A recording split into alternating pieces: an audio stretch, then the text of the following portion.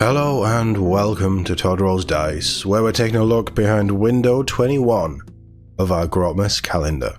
Apparently it takes all sorts. Now remember, yesterday with the Blood Angels one, the little tease for this was we were promised big toys. Big, shiny toys. I ain't seeing no big shiny toys here, but let's take a deeper look at what the Tau bring to Grotmas. All are welcome at the Tau Empire's table of success this Grotmas. Just remember that you'd be expected to share. Exemplify the spirit of giving with the Auxiliary Cadre. Auxiliary doesn't sound like battle suits, doesn't sound like melee weapons. Look, this year's been really good to the Tau Empire. They got a beautiful Kroot refresh. A very much needed, but very beautiful Kroot refresh. Let's see what joys and big shiny toys this brings, because I'm not seeing any. The Tau VAR emphasizes cooperation, integrating alien auxiliaries into Firecast operations wherever they are of greatest value. This typically sees units of Kroot, Vespid and other aliens. What other aliens? Are we getting Zotes? Are we getting other Tau auxiliaries that have been mentioned that we don't have models for? Other aliens fighting as specialists alongside predominantly Tau formations or deployed in dedicated warbands such as the Kroot hunting packs. In the case of auxiliary cadres, however, the doctrine of unity is realized on a grand scale.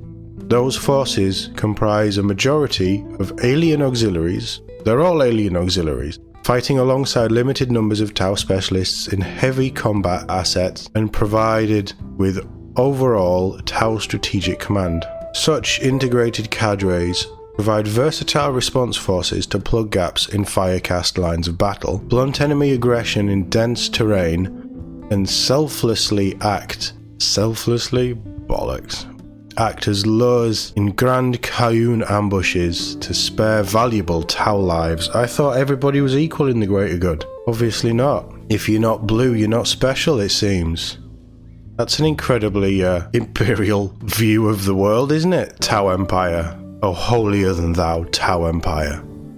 The auxiliary cadre boasts an integrated command structure, the Detachment rule, which grants non-auxiliary Tau Empire units extra armor penetration when they target an enemy within 9 inches of their auxiliaries. In return for placing themselves in harm's way, the auxiliaries themselves cannot be targeted by units more than 18 inches away, as long as they remain within 6 inches of a non-auxiliary unit. Okay. This theme of courageous allies working together, yeah, it really sounds it. Courageous allies working together in the face of the foe continues with the enhancements and stratagems. The Admired Leader enhancement allows a non-auxiliary character to increase the leadership and objective secured characteristics of a Kroot or Vespid unit, instilling discipline to rival any Firecast unit. The Guided Fire stratagem, meanwhile, grants a significant increase to the strength of the ranged weapons of a non-auxiliary unit if there is a Kroot or Vespid unit within 9 inches. So no big shiny mech suits, no tanks, no big guns, just birdmen, waspmen, and disappointment all around. It's like Christmas. An auxiliary cadre presents the ideals of the greater good for all to see, with Tau, Kroot, and Vespid working together in a harmonious whole. I don't think it's harmonious. But if you feel that the whole spirit of giving is too wishy-washy, namby-pamby, and hippy-dippy, tomorrow brings festive wrath in the form of the Black Templars. Well, that'll be brutal. That could be fun. Okay, let's enhance and prepare to be disappointed. Auxiliary Cadre. Detachment rule. Integrated command structure. Kroot and Vespid Stingwing units from your army have the following ability. Targeting Triangulation Aura. While the enemy unit is within 9 inches and visible to this unit, each time a ranged attack made by friendly Tau Empire models excluding Kroot, Vespid Stingwings and Titanic models targets that enemy unit, improve the AP characteristic by 1. So throw your Kroot up the board. If they're within 9 inches of an enemy, your firing lines have +1 AP. It's not awful, it's not inspiring though. Tau Empire units excluding Kroot and Vespid Stingwings from your army have the following ability. Localized Stealth Projectors, Aura. While a friendly Kroot or Vespid Stingwing unit is wholly within 6 inches of and visible to this unit, that Kroot or Vespid Stingwing unit can only be selected as a target of a ranged attack if the attacking model is within 18 inches. But you're probably going to be within 18 inches because the Kroot and the Vespids have to be within 9 inches for the extra AP. Okay, this detachment already seems like it sucks. Enhancements. Student of Kayun, 15 points. Kroot Shaper model only. In the Declare Battle Formation step, you can select up to 3 Kroot Carnivores or Kroot Farstalkers units from your army. Models in those units have the Deep Strike ability. Okay, that's pretty nice. Admired Leader, 20 points. Tau Empire model, excluding Kroot models only. In your command phase, you can select 1 Kroot or Vespid Stingwings unit within 12 inches of the bearer.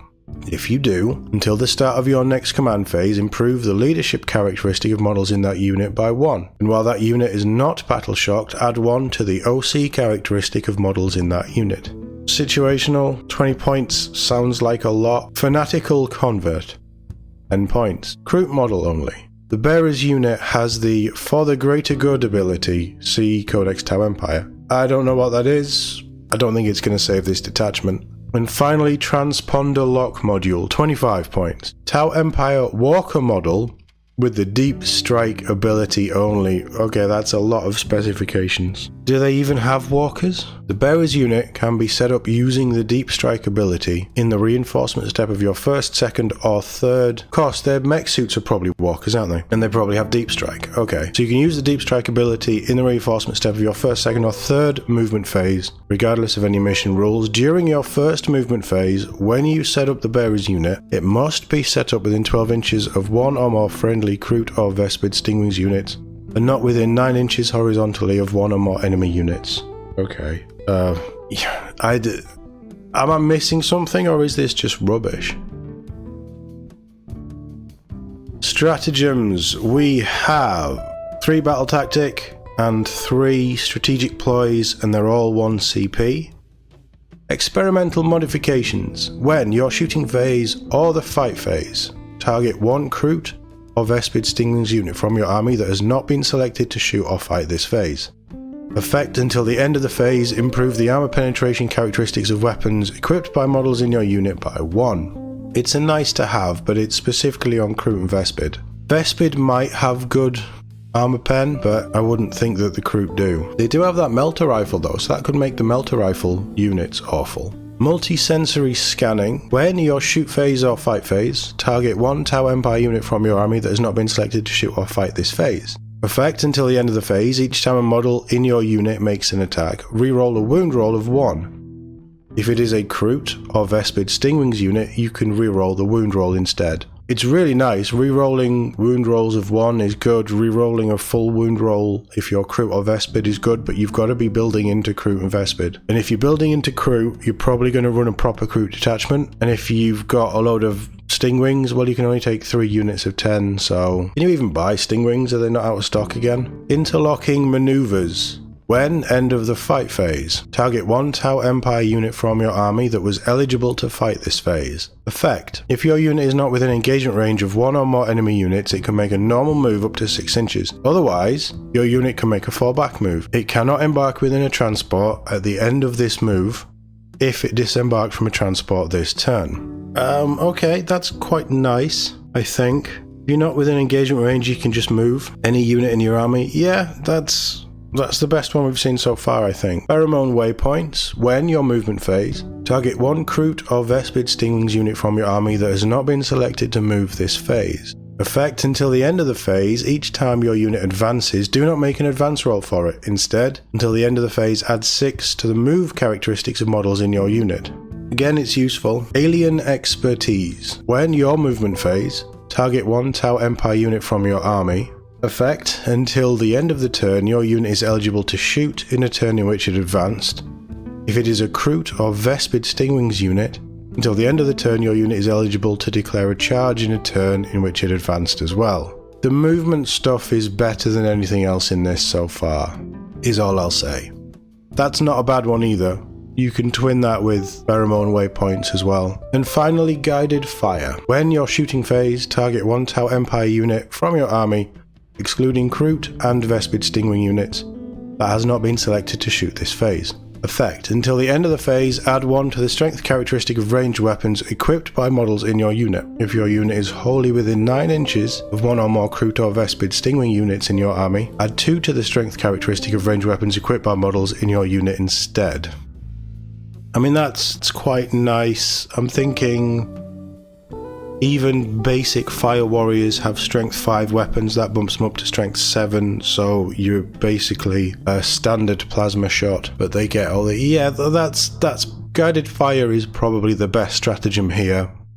It isn't too hard to get off, and it pairs in quite nicely with some of the movement shenanigans. I think this detachment is bad. I think it's giving Tau players another way of playing that they probably already have better in their codex. I think the Kroot detachment, if you're playing Kroot, is the best way to go. I think this is maybe a nice to have, but there's nothing in here that... Like, sometimes in these detachments, they're very themey, they fit a certain theme, but they're still playable.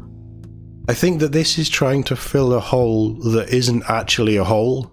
I don't think this is going to work for anyone. It might play well, but the stratagems, outside of guided fire, all they really give you is better movement. The detachment rule doesn't seem very good at all. Where's my big mech suits with fusion blades, is all I'll say. Very unimpressed with this. This is the worst one for a long while, I think. Which is a shame. Maybe we're going to end on a low. But it's Black Templars tomorrow, so I'm sure they'll just come and murder everything in their path. But let me know what you think in the comments. As always, thank you for watching, and I'll see you all in the next one.